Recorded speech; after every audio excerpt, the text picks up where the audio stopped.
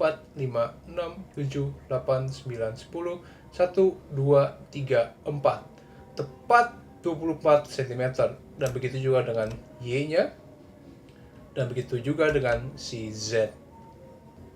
Nah, satu langkah modifikasi selanjutnya dari kubus ini adalah misal kita mau sebuah bangun trapezoid, di mana sisi bawah itu tetap sama 24 kali 24 cm, tapi sisi yang atas ini hanya setengahnya, yaitu 12 cm kali 12 cm. Nah, ini satu teknik tambahan ya. Di dalam input nilai-nilai ini, kita bisa menggunakan operasi matematika.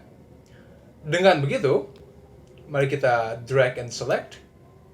Nah, di dalam nilai X, kita bisa tulis bagi atau garis miring 2 untuk membaginya dengan 2. Kita enter.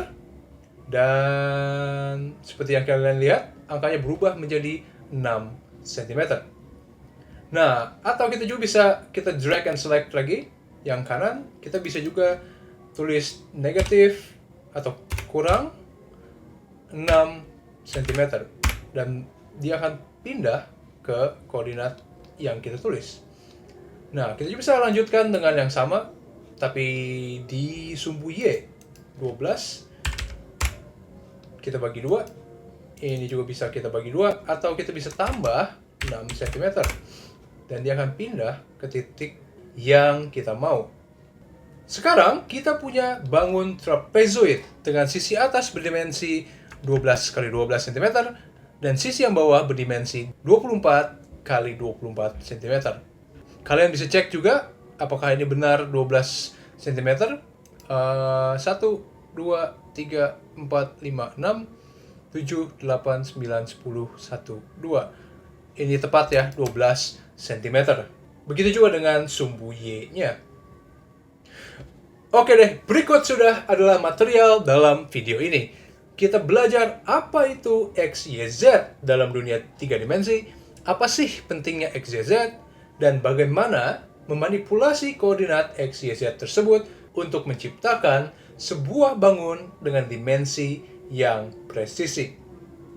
Bagi kalian yang ingin berpartisipasi, berdonasi, atau bahkan ingin request les privat atau private mentorship, informasinya ada di link di dalam kotak deskripsi di bawah ini.